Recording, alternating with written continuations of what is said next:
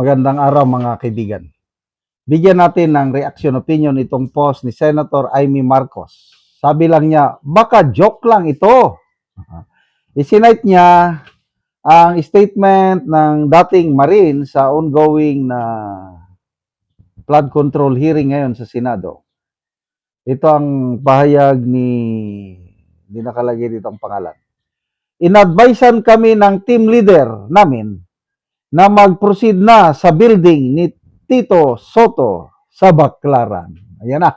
O marangkada na na utingkay na. Utingkay, Bisaya man yung utingkay. Ano, na utingkay na isiwalat na dig up na umalingaw-ngaw na ang pangalan ni Tito Soto sa Blue Ribbon hearing. Kaya ginawa nila ang lahat para pigilan. Kailang natuloy pa rin. May nabasa akong post. Si Secretary John Vic Rimulya nandun. Nakipag-diskusyon kay Senator Padilla. Parang nagsilbi sang security guard at ayaw papasukin. Kaya may post si Attorney Guanzon na bakit? Security guard na ba si John Vic Rimulya sa Senado?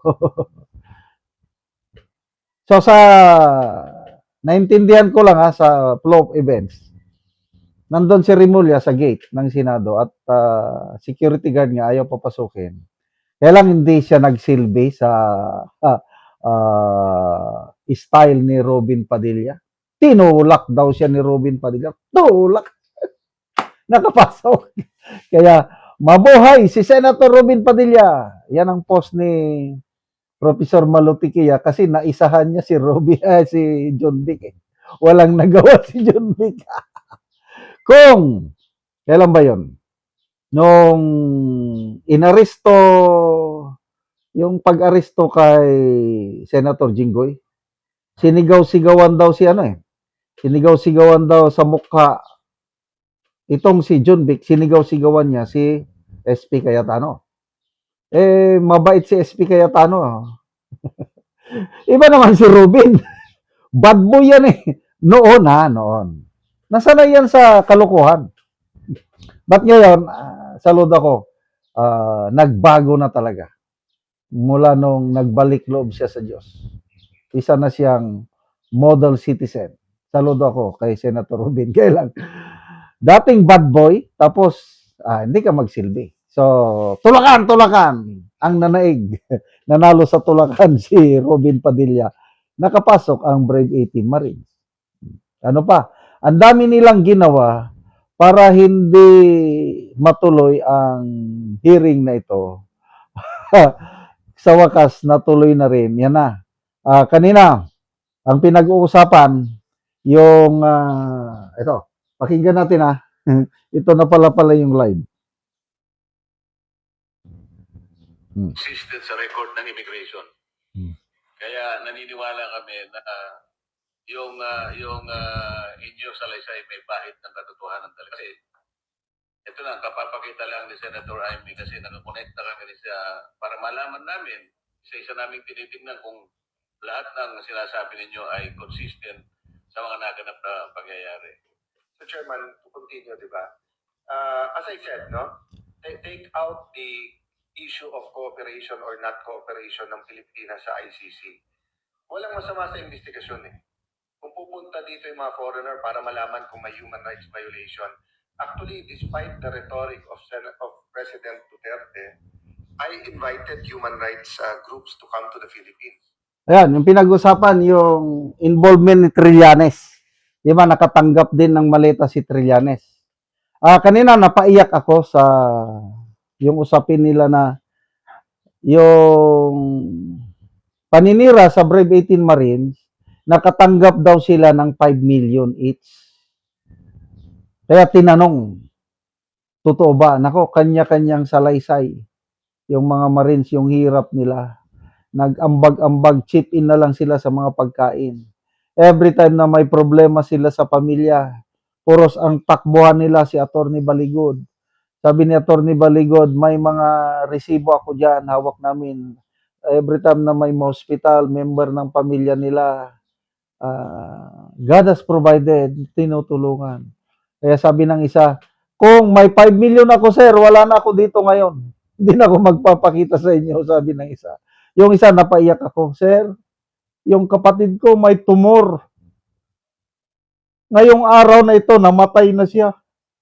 Kung may 5 million ako, napagamot ko sana yung kapatid ko. Ganun. Kakaiyak na yung testimony nila. Bakit sila lumantad ng ganito? Their only motive is ganito. Dati kaming sundalo, sir. Ngayon gusto naming magpakasundalo ulit para sa mga Pilipino. And I salute them for that. Ang grabing sakripisyo na ginagawa nitong Brave 18 Marines. Of course, kasama si Attorney Baligod. Ang dami na nilang kaso na kinakaharap ngayon. I don't know what would happen to those cases. Karamihan cyber libel o perjury o ano. But God is in control. Ngayon nga, hindi ko na inaakala na matutuloy ito kasi nga titigilan. Ayaw papasukin, nakapasok pa rin. Ngayon, natuloy na. Yan na, ongoing na. Kaya, panalo ang Diyos, panalo ang liwanag, panalo ang katotohanan ngayon, panalo ang taong bayan. Mabuhay po kayo. Brave 18 Marines at sige, siwalat nyo. Sino pa yung na-deliveran nyo? Tito Soto, sino pa dyan? Patutuhanan ninyo at malalaman ng taong bayan na nakikinig sa salaysay ninyo kung nagsasabi kayo ng totoo o kasinungalingan. Salamat mga kaibigan sa inyong pagsubaybay sa channel na ito. Nakakatulong kayo ng malaki sa tribong Talandig ng Bukidnon dahil ang sweldo natin sa channel na ito is pantulong sa tribo. Namimigay tayo ng libreng yero at pako para makapagpatayo sila ng mas maayos na tirahan. Kaya panoorin ninyo ang video na ito. Ora ni ang balay sa tabangan namo ugero. So napulo sila ani nga puyo, ikaunsi ang mama nga nakigpuyo lang dire sa ilang balay. So muna ni ang itsura sa ilang gipuy-an nga balay sa iyang atop nga yero. So kaulanan na gyud sila. So muna nagidag kuon sa buslot sa ilang balay.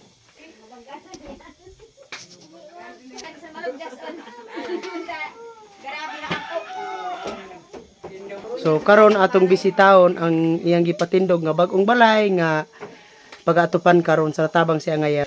O karon mo na ni ang iyang gipatindog nga bag-ong balay nga pag-atupan.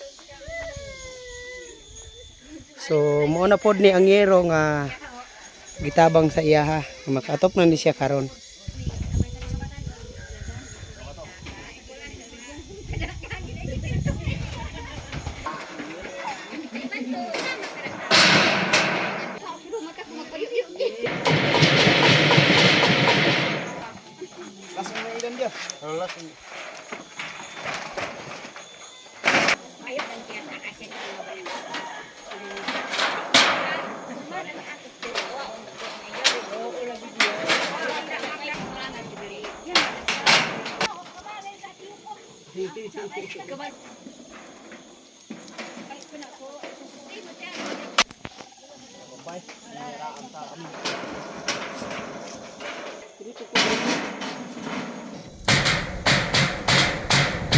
O karon humanagid sa pag-atop ang ginatabang nga yeros makita nato nga nakaatop na gid sila sa ilang balay nga gipatindog.